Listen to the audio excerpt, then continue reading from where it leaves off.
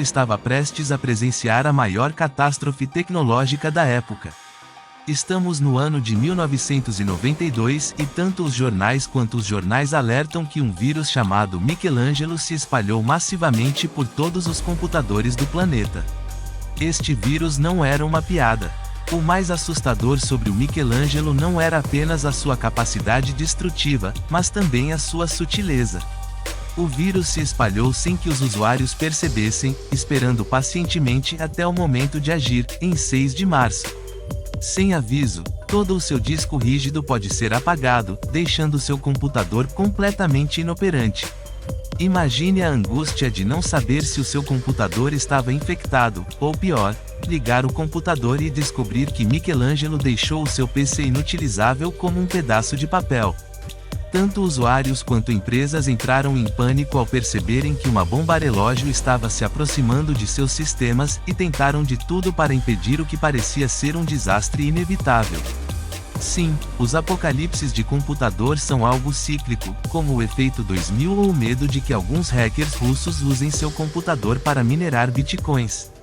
Mas esta foi a primeira vez que o mundo inteiro percebeu o quão dependentes éramos de computadores e como seria catastrófico se algo assim acontecesse. Os anos 90 testemunharam a popularização do uso de computadores pessoais graças a empresas como a IBM, que já nos anos 80, mais especificamente em 1981, lançou o primeiro computador pessoal com o objetivo de alcançar todos os tipos de usuários, além de universidades e laboratórios ou institutos governamentais. Nessa época, empresas como a Microsoft estavam começando a consolidar sua dominação no mercado com sistemas operacionais como o MS-DOS e as primeiras versões do Windows.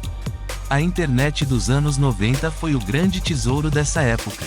Era um lugar inteiro para descobrir fóruns, pop-ups infinitos, chats como Messenger ou Terra, seus primeiros downloads piratas, jogos de Quake 3, e o que mais vem à mente quando se pensa nessa época é o barulho do modem ao ligar e como era seu rosto quando a internet era pendurado porque sua mãe estava usando o telefone.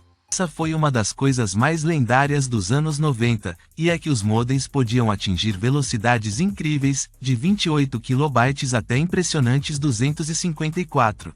Baixar conteúdo era uma verdadeira saga naquela época, por isso as informações eram armazenadas em disquetes ou CDs. Os CDs eram usados para programas maiores, enquanto os disquetes ainda eram utilizados para trocar conteúdo, documentos, imagens e aplicativos menores.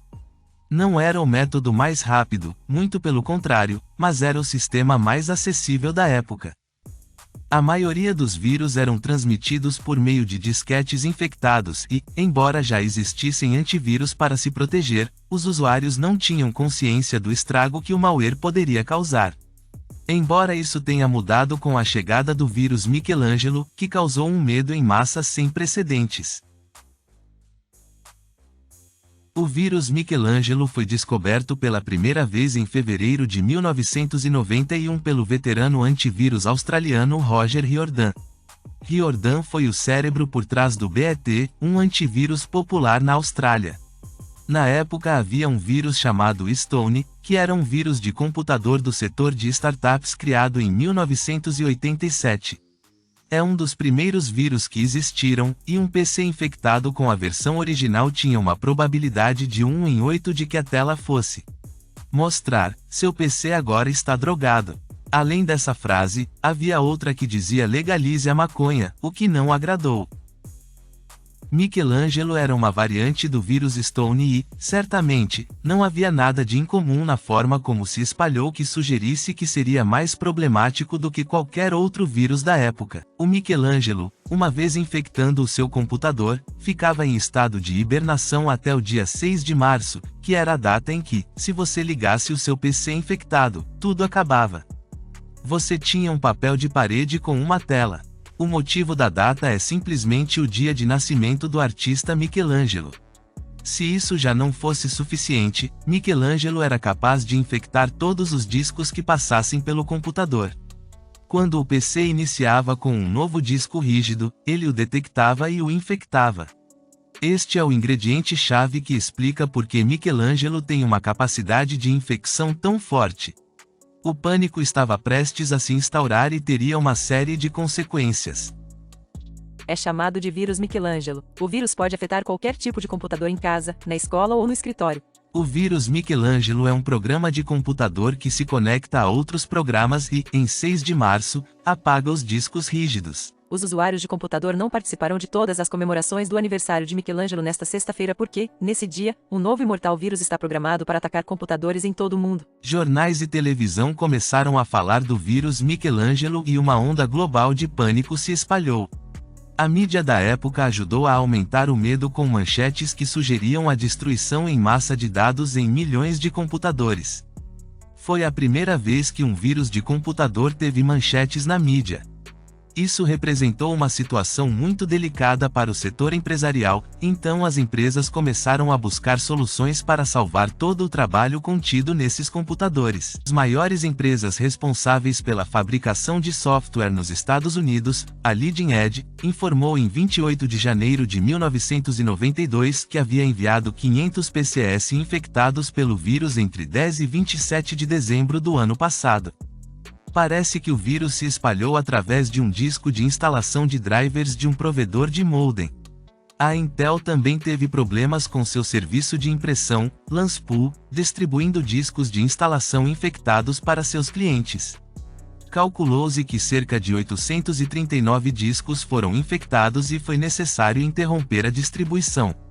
A previsão não parecia nada boa, e as coisas ficaram ainda piores quando John McAfee, fundador da McAfee, todos nós já ouvimos falar dessa empresa de segurança de TI, declarou que Michelangelo já deveria ter infectado cerca de 5 milhões de dispositivos.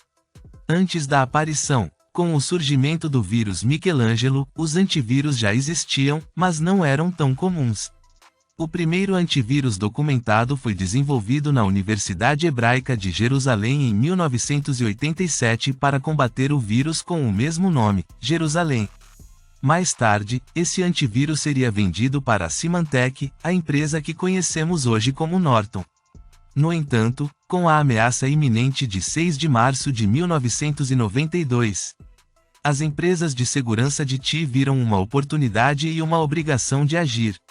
John McAfee estava presente tanto em jornais quanto em programas de televisão, sendo considerado uma referência para lidar com o vírus. Mas isso não agradou nada às empresas de segurança da época e elas começaram a desenvolver softwares para eliminar o vírus Michelangelo. Em 19 de fevereiro, a Symantec lançou seu programa gratuito e anunciou aos leitores da Computer World em uma página inteira. Os usuários podem baixar uma cópia através da CompuServe, procurar um distribuidor local, solicitar o envio ou usar fóruns de anúncios. O único problema com isso é que muitos meios de comunicação erroneamente sugeriram que o Michelangelo se espalhou por esses fóruns. No dia 28 do mesmo mês, a Red Hat Software desenvolveu uma versão específica do Norton para ser capaz de remover o Michelangelo, que era um vírus. Era chamado de Norton Antivirus edição Michelangelo e custava $4,99, mas não fazia muito sentido comprá-lo, já que as cópias não seriam úteis após o dia 6 de março, tentando enfrentar um único vírus, e era evidente que os especialistas em antivírus não tinham muita experiência na área.